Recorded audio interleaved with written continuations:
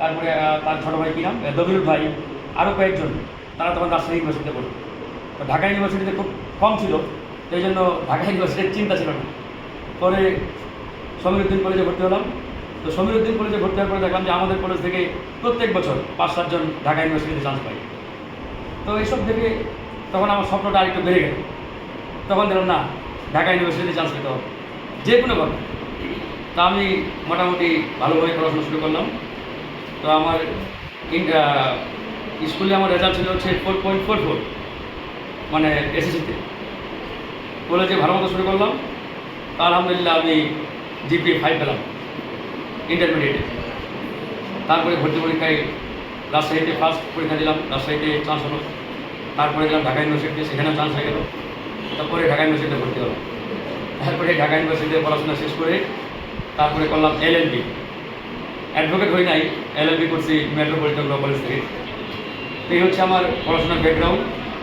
এই কথাটা এই জন্যই বললাম যে তুমি সবসময় সর্বোচ্চ লেভেলে স্বপ্ন দেখো। স্বপ্ন যদি দেখো অল্প, তাহলে কিন্তু আরও নিজেরটা পেতে পারো। এই জন্য সর্বোচ্চ লেভেলের স্বপ্নটা দেখলে ওটা না পেলেও তার নিজেরটা পাবো। এই জন্য এখন থেকে নিজেকে তৈরি করো, নিজেকে সেভাবেই গড়ে তোলার চেষ্টা করো। আমি বিশ্বাস করি গ্রামগঞ্জের যারা আমরা শিক্ষার্থী, আমাদের যে মেধার তীক্ষ্ণতা, এটা কিন্তু শহরের শিক্ষার্থীদের নাই। এই জন্য আমরা সঠিকভাবে কাজ করতে পারলে, পড়াশোনা করতে পারলে আমার মনে হয় আমরা অনেকেই, এই যে আজকে আমার সামনে যারা উপস্থিত, অনেকেই ভালো কিছু করতে পারবো। আমি মনে করি এখান থেকে ঢাকা ইউনিভার্সিটি, মেডিকেল, বুয়েট এবং অন্যান্য পাবলিক বিশ্ববিদ্যালয়গুলোতে চান্স পাওয়ার মতো অনেক মেধাবী এখানে আছে। জাস্ট মেধাটাকে কাজে লাগাতে হবে। আমাদের যারা সম্মানিত শিক্ষক রয়েছেন, ওনারাও তোমাদেরকে যথেষ্ট সহযোগিতা করবেন।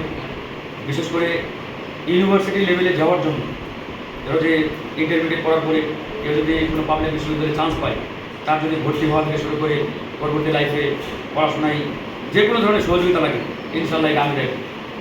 হ্যাঁ, যে কোনো যে সে কোনো একটা পাবলিক বিশ্ববিদ্যালয়ে ভর্তি হয়েছে বা চান্স পাইছে, এবং ভর্তি হওয়ার জন্য তার আর্থিক সংকট, এটা ইনশাল্লাহ আমরা করে দেব। এবং পরবর্তীতে তার ওখানে থাকা, একটা টিউশনি ম্যানেজ করে দেওয়া, যাতে সে পড়াশোনাটা করতে পারে, এগুলো আমরা করে দেব। হ্যাঁ, এগুলো নিয়ে তোমাদের টেনশন নাই। জাস্ট ভালো মতো পড়াশোনা করো। স্কুল লাইফ, কলেজ লাইফ, এই 5 আর 2 7 বছর, এই 7 বছর কিন্তু তোমার জীবনের গতি, প্রকৃতি এবং ভবিষ্যৎ নির্ধারণ করে দেবে। এই জন্য এখন থেকে পড়াশোনা করো। চিন্তা করবো না যে আমার বাবা তো কৃষক, আমার বাবা রিক্সা চালক, আমার বাবা দিনমজুর, এসব চিন্তা একবারে মাথা থেকে ঝেড়ে ফেলে দিতে হবে। অনেকে এটা ভাবে যে আমি কি পারবো, সম্ভব ইত্যাদি। তো এই চিন্তাটা